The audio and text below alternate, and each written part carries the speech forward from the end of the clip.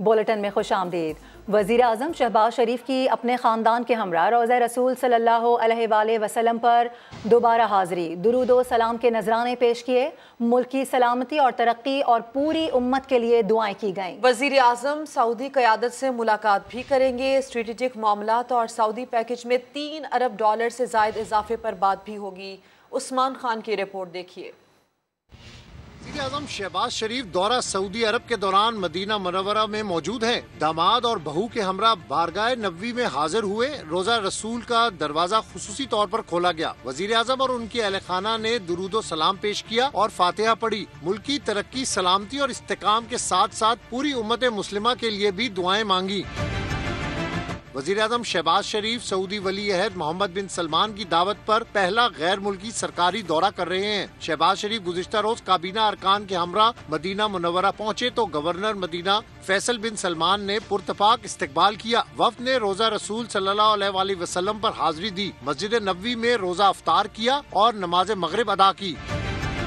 वज़ीर आज़म उम्रा अदायगी के बाद आला सऊदी हकाम के साथ मुलाकातें करेंगे। वफ्द के हमरा बातचीत भी शेड्यूल में शामिल। दरीना दोस्त मुल्क से $3 अरब 20 करोड़ के इजाफी पैकेज, $1 अरब तेल की इजाफी सहूलत और मौजूदा पैकेज 1 साल के लिए रोल ओवर करने की दरख्वास्त की जाएगी। जमीयत उलमा इस्लाम के अमीर मौलाना फजलुर रहमान ने मदीना मुनव्वरा में PTI के कारकुनों की तरफ से हरम नबवी की तौहीन की शदीद मजम्मत की है और उलमा से अपील की है कि उलमा कराम आज खुतबा जुमा में इस वाक़े की मजम्मत करें। ये बात उन्होंने एक वीडियो ऑडियो पैगाम में कही।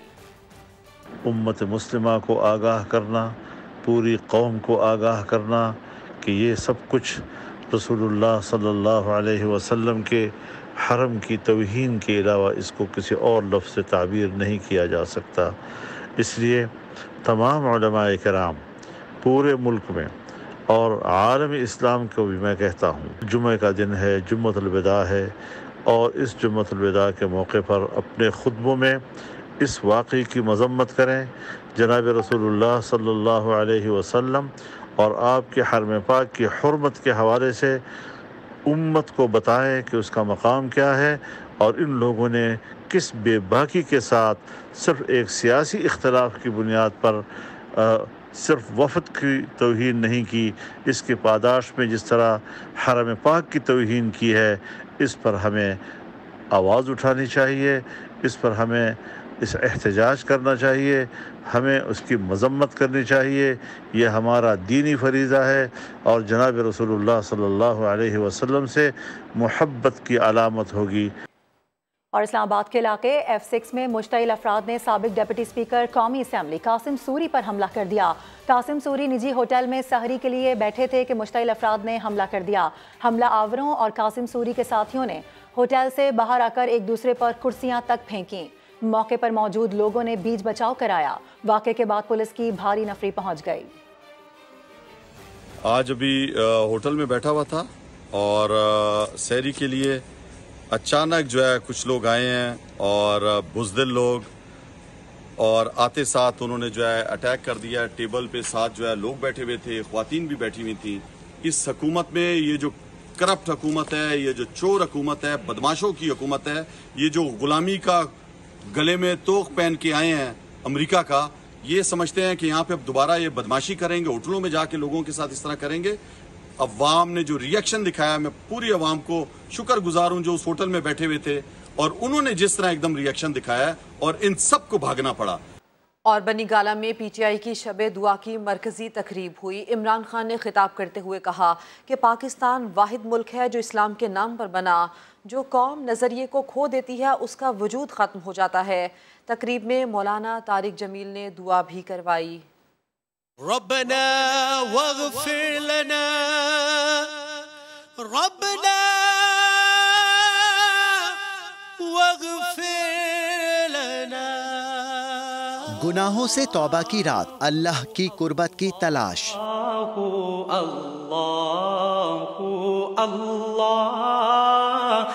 चेयरमैन PTI इमरान खान की रिहाइशगाह बनीगाला में शबे दुआ का इनेकाद किया गया। इससे ज्यादा किसकी बात अच्छी है जो अल्लाह ताला की तरफ बुलाए और अच्छे अमाल करे और कहे कि बेशक मैं मुसलमान हूँ। सदक़ल्लाहुल अज़ीम। शब दुआ के आगाज में साबिक वजीर आज़म इमरान खान ने अपने ख्यालात का इजहार किया।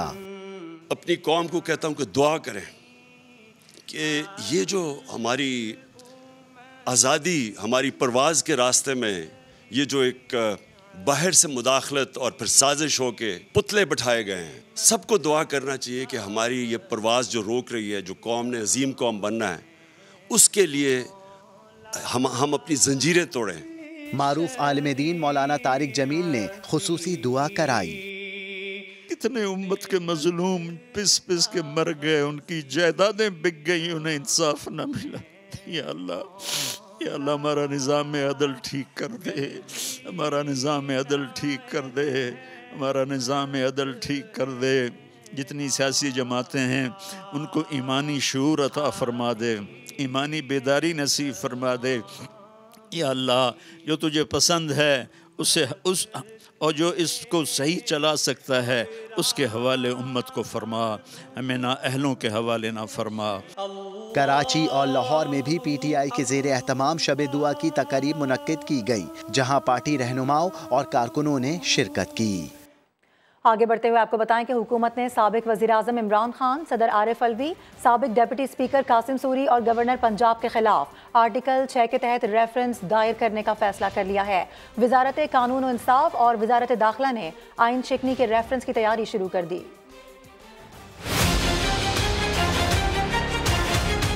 वफाकी हुकूमत का आइन पर अमल दरामद के लिए बड़ा फैसला। साबिक वज़ीर आज़म इमरान खान, सदर आरिफ अलवी और साबिक डिप्टी स्पीकर कासिम सूरी के खिलाफ आर्टिकल 6 के तहत रेफरेंस दायर किया जाएगा। वजारत कानून और इंसाफ और वजारत दाखिला ने रेफरेंस की तैयारी शुरू कर दी। ज़राए के मुताबिक रेफरेंस में इल्जाम आयद किया जाएगा कि कौमी असम्बली में तहरीक अदम एतमाद के अमल में वाज़े आइन शिकनी की गई। सदर आरिफ अलवी और डिप्टी स्पीकर कासिम सूरी ने इमरान खान की इमा पर आइन तोड़ा।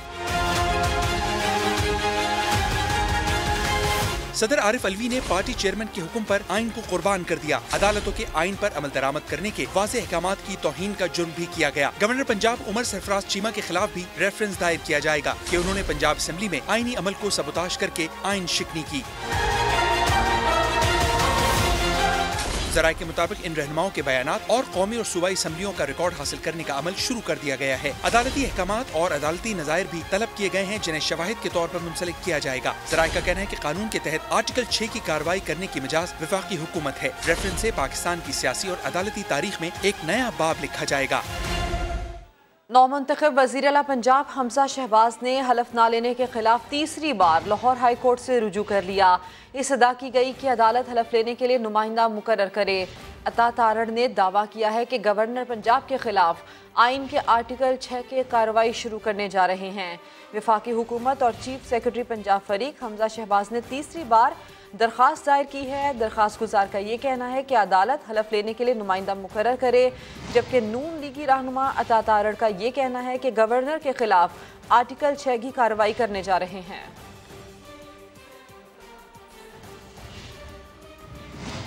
और गवर्नर पंजाब उमर सरफराज चीमा ने सदर पाकिस्तान के खत का जवाब दे दिया है। सदर पाकिस्तान के खत में गवर्नर पंजाब को लाहौर हाई कोर्ट के हुक्म की रोशनी में आइन और कानून के मुताबिक अमल का कहा गया था। गवर्नर पंजाब ने आइनी माहिरीन से मुशावरत के बाद सदर पाकिस्तान से रहनुमाई मांगी। गवर्नर पंजाब ने अपने खत में लाहौर हाई कोर्ट के 2 अहकामात के हवाले से रहनुमाई तलब की है।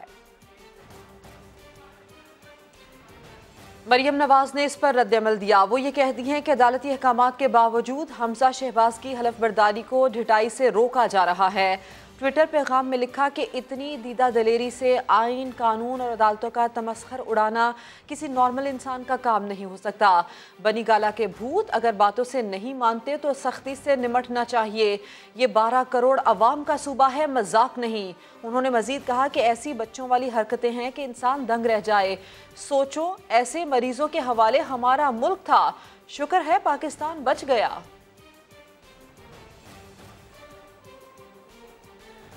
और अभी खबर यह है कि लाहौर हाईकोर्ट के जस्टिस अली ज़िया बाजवा ने मोहम्मद खान भट्टी की दरख्वास्त हिफाजत जमानत वापस लेने की बुनियाद पर निपटा दी है। अहम खबर से आपको आगाह कर रहे हैं। आपको बताएं कि सेक्रेटरी पंजाब असेंबली मोहम्मद खान भट्टी की हिफाजती जमानत पर समाअत। पुलिस के मुताबिक DC लाहौर ने मोहम्मद खान की नज़रबंदी के अहकाम जारी कर रखे हैं। DC के अहकाम की रोशनी में मोहम्मद खान भट्टी मतलूब हैं। पुलिस की जानिब से ये भी बताया गया मोहम्मद खान भट्टी के वकला ने हिफाजती जमानत वापस ले ली है। लाहौर की सेशन अदालत ने पंजाब असेंबली में तोड़फोड़ के मुकदमे में PTI और काफ लीग के 11 MPs की अबूरी जमानतों में 17 मई तक तौसी कर दी है। लाहौर की अदालत में PTI और काफ लीग के MPs की अबूरी जमानतों पर समाअत हुई।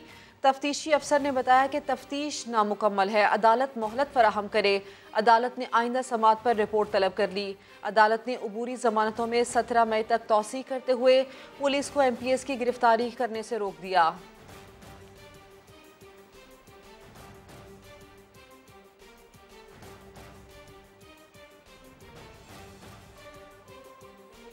अहम खबर है धमकी आमेज मरासले के मंदरजात की अदालती कमीशन से तहकीकात का मामला। चेयरमैन PTI इमरान खान ने सदर ममलिकत को ख़त लिखने का फैसला कर लिया है। अहम खबर आपको दे रहे हैं। धमकी आमेज मरासले के मंदरजात की अदालती कमीशन से तहकीकात का ये मामला है। ऐसे में इमरान खान की जानिब से सदर को ख़त लिखने का फैसला किया गया है। Imran Khan chief justice of Pakistan को भी ख़त भिजवाएंगे। मरासला और उसके मंदरजात की रोशनी में कार्रवाई से मुताल्लिक पूछा जाएगा। इमरान खान की जानिब से मौक़िफ़ इख्तियार किया गया कि सफ़ीर को धमकी शर्मनाक और सिफारती आदाब के यकसर मुनाफी है। महज़िब दुनिया में तकब्बुराना तर्ज अमल, सिफारती बद अखलाक़ी की गुंजाइश नहीं होती। इमरान खान की जानिब से यह भी कहा गया कि आज़ादी और ख़ुद मुख्तारी का तहफ़्फ़ुज़ हुकूमत के दिफा से बालातर फरीज़ा है। आपको बताएं कि बड़ा अहम फैसला किया गया है। साबिक वज़ीर आज़म की जानिब से धमकी आमेज़ मरासले के मंदरजात की अदालती कमीशन से तहकीकात का मामला।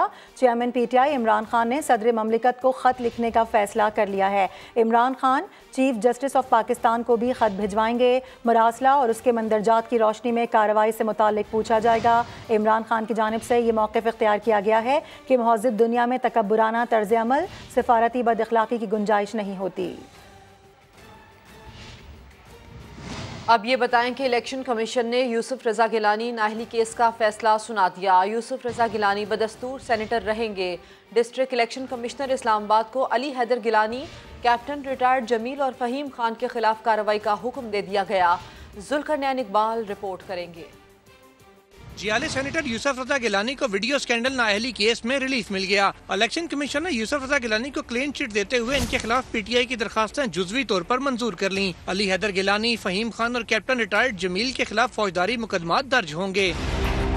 PTI की दरखास्तों पर महफूज शुदा फैसला chief election commissioner Sikandar Sultan Raja ने सुनाया। कहा वीडियो स्कैंडल के बारे में काफी गलत बयानी की जा रही है। 20 समातों में से तहरीक इंसाफ ने 12 मरतबा इल्तवा लिया। यूसुफ रजा गिलानी के खिलाफ बराह रास्त कोई शवाहिद नहीं मिले। दूसरी तरफ यूसुफ रजा गिलानी के बेटे अली हैदर गिलानी और उनके साथ वीडियो में नजर आने वाले PTI रहनुमाओं फ़हीम खान और कैप्टन रिटायर्ड जमील पर करप्ट प्रैक्टिसेस साबित हो गयी। फैसले में डिस्ट्रिक्ट इलेक्शन कमीशन इस्लामाबाद को तीनों के खिलाफ फौजदारी मुकदमात दर्ज करने का हुक्म। इलेक्शन कमीशन का कहना है कि करप्ट प्रैक्टिसेस की सजा 3 साल कैद, 1 लाख जुर्माना या दोनों सजाएं हो सकती हैं। यूसुफ रजा गिलानी की नाअहली के लिए तहरीक इंसाफ के रहनुमाओं फरूख हबीब, मलिका बुखारी, कमल शोजब और आलिया हमजा ने दरखास्तें दायर कर रखी थी। जुल्करनैन इकबाल, समा, इस्लामाबाद। और PTI दौरे हुकूमत में साबिक खातून अव्वल की दोस्त ने माल कैसे बनाया। चेयरमैन नैब ने फराह खान के खिलाफ इंक्वायरी की मंजूरी दे दी है। असासे कैसे बने, अकाउंट्स में करोड़ों किसने भेजे, सब तहकीकात होंगी। रिपोर्ट कर रहे हैं सुहेल रशीद।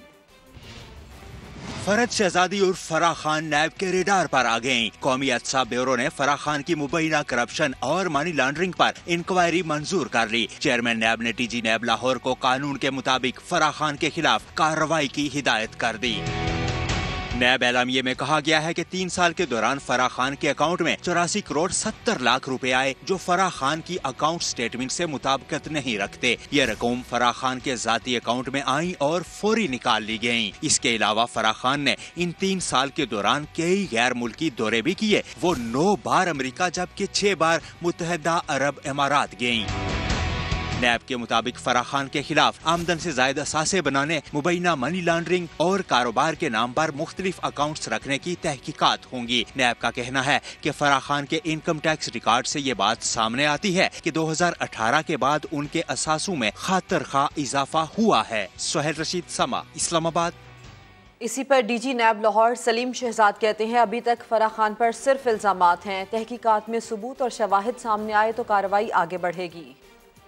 अभी हमें इन खातून के बारे में एक कंप्लेंट्स नैब हेडक्वार्टर इस्लामाबाद में मौसूल हुई थी। एक इल्ज़ाम की शक्ल में कंप्लेंट पड़ी है, लेकिन जब तक ये एक वेरिफिकेशन के प्रोसेस से ये फ़िल्टर लगे हुए नैब के अंदर, जब तक उन फ़िल्टरों से गुजर के आगे नहीं बढ़ेगी तो इसको इस स्टेज पे अभी कुछ कहना कम। ये इल्ज़ाम लगाते थे नून लीग वाले कि बगैर सबूतों के इंक्वायरी स्टेज के ऊपर आप गिरफ्तार कर लेते थे। क्या अभी आपका ऐसा इरादा है कि इंक्वायरी स्टेज पे आप किसी को गिरफ्तार करें? इंक्वायरी स्टेज भी डिपेंड करती है कौन सी स्टेज है। बाज़ का 8 माह से इंक्वायरी चल रही होती है तो वो तो ऑलमोस्ट केस कंप्लीट हो जाता है। अब ये तो 2 दिन हुए अभी इंक्वायरी स्टेज, अभी इसमें तो आप ऐसे नहीं जंप लगा सकते।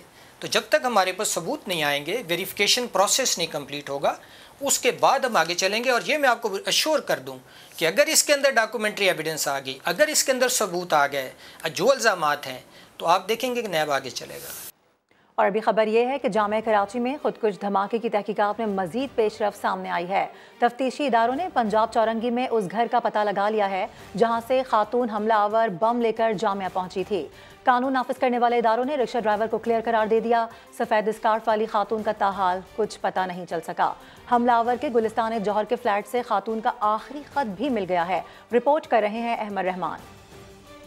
खातून हमलावर के गुलिस्तान जौहर ब्लॉक 13 में वाक़े फ्लैट की अंदरूनी वीडियोस भी सामने आ गई हैं। फ्लैट में तीनों कमरों में बेड्स बिछे हुए हैं। कमरों में जमीन पर लेटने का इंतजाम भी मौजूद है। तफ्तीशी इदारों के मुताबिक फ्लैट में ज्यादा लोगों के रुकने का भी इंतजाम मौजूद था। फ्लैट खातून हमलावर के देवर ने पहले किराए पर लिया और 1.5 साल कबल खरीद लिया था। फ्लैट से खातून हमलावर का आखिरी खत भी मिला है जिसमें वो जहनी दबाव का शिकार दिखाई दे रही है। खातून हमलावर को यूनिवर्सिटी में उतारने वाला रिक्शा ड्राइवर भी कानून नाफिज करने वाले इदारों के सामने पेश हो गया है। उसने खातून को पंजाब कॉलोनी से जामिया कराची पहुंचाया और किराया वसूल करके चला गया। तफ्तीशी हुक्काम ने बयान रिकॉर्ड करने के बाद रिक्शा ड्राइवर को छोड़ दिया है। तफ्तीशी हुक्काम ने पंजाब कॉलोनी के इस घर का पता भी लगा लिया है जहां से खातून खुदकुश हमलावर बैग में बम लेकर रवाना हुई थी। वो घर खातून हमलावर ने 1.5 माह कबल 7,000 रुपए किराए पर लिया था। तफ्तीशी हुक्काम के मुताबिक ये घर दहशतगर्दी के मकसद के लिए ही किराए पर लिया गया था और हमले से पहले तमाम लोग यहाँ ही जमा हुए थे। अब ये खबर कि अगले 10 दिन में लोड शेडिंग में कमी आना शुरू हो जाएगी। वफाकी वजीर बराए तवानाई खुर्रम दस्तगीर ने खुशखबरी सुना दी। कहते हैं ईंधन की अदम दस्तयाबी की वजह से बिजली का बहरान है। गैस मिलते ही सूरत हाल में बेहतरी नजर आएगी। ईंधन की अदम दस्तयाबी के बायस 5,739 मेगावाट की बिजली बनाने की सलाहियत बंद पड़ी है। नाअहल मैनेजमेंट की वजह से पिछली हुकूमत में उनको ये दिन दिए गए कि वो अपनी मेंटेनेंस कर लें। तो मेंटेनेंस की वजह से और अभी रिसेंटली कुछ और उसमें इजाफा हुआ है, टेक्निकल फॉल्ट्स हुई हैं। 2,156 मेगावाट्स टेक्निकल फॉल्ट की वजह से मुहैया नहीं है। गैस की एलोकेशन गवर्नमेंट से मुतवक्को है। तो इस लोड शेडिंग में अगले 10 दिन में बहुत हद तक हमें ये तवक्को है कि कमी आ जाएगी। अहम खबर है, वजारत ख़जाना ने मुल्क की मईशत पर माहाना आउटलुक रिपोर्ट जारी कर दी है। पहले 9 माह में तरसीलात ज़र 17.1% इजाफे से 23 अरब डॉलर रिकॉर्ड की गई। बात कर लेते हैं, शकील अहमद हमारे साथ हैं। शकील, बताइए कि इस रिपोर्ट में मजीद क्या तफसीलात सामने आई हैं? देखिए, इस रिपोर्ट में अहम इकनॉमिक इंडिकेशन जो हैं वो दिए गए हैं। तरसीलात ज़र और एक्सपोर्ट्स में तो इजाफा हुआ है, लेकिन महंगाई जो है वो बुलंद सतह पर बरकरार है। मार्च में भी 12.7% थी और जो अप्रैल जो क्लोज हो रहा है महीना, इसमें भी 12.5% यानी डबल डिजिट में ही रहने का इम्कान है। इस रिपोर्ट में कहा गया है कि तरसीलात ज़र में 9 माह में 17.1% इजाफा हुआ और 23 अरब डॉलर तक रिकॉर्ड की गई हैं।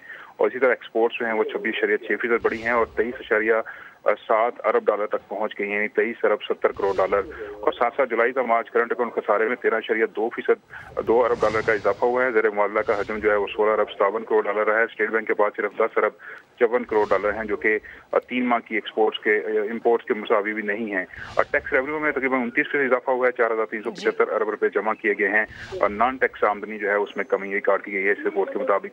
जी, अपडेट करने के लिए शुक्रिया आपका शकील अहमद। इस्लामाबाद हाई कोर्ट में एंकर को हिरासा करने से मुताल्लिक केस की समाअत हुई है। चीफ जस्टिस अतर मिनुल्लाह ने रिमार्क्स दिए हैं कि क्यों एक बयानिया बना दिया गया है कि रात को अदालतें क्यों खुली। हाँ, अदालतें खुलेंगी, किसी को आइन की खिलाफ वर्जी की इजाज़त नहीं देंगे। इदारों को सियासी बयानिए के लिए तबाह करना पहली बार नहीं हो रहा, कभी एक शुरू हो जाता है कभी दूसरा। हमने हलफ लिया हुआ है सियासी बयानियों को नहीं देखना। इस्लामाबाद में एंकर को हिरासा करने से मुतालिक केस की समाअत हुई है। सुहेल रशीद हमारे साथ मौजूद, हमसे बात करेंगे। सुहेल, आज क्या कुछ हुआ है, मजीद बताइएगा समाअत में।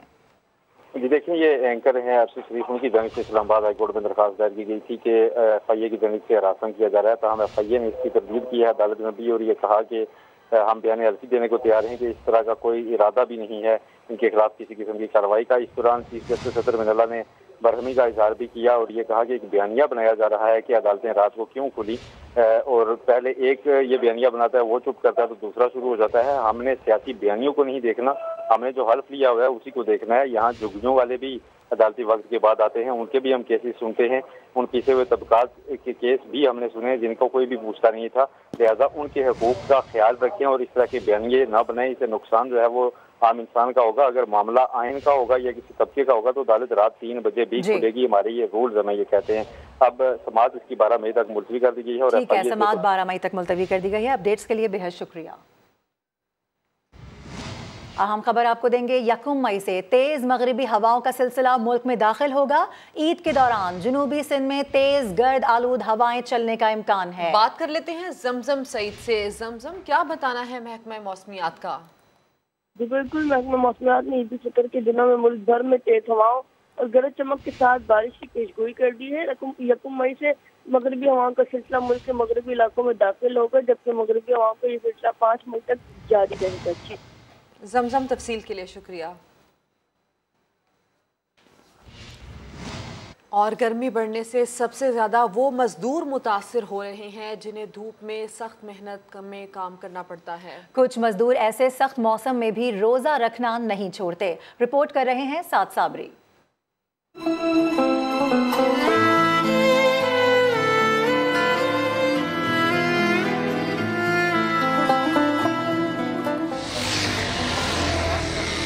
चिलचिलाती धूप में खुले आसमान तले थकन और भूख प्यास से बेपरवाह होकर मजदूर चलता रहता है।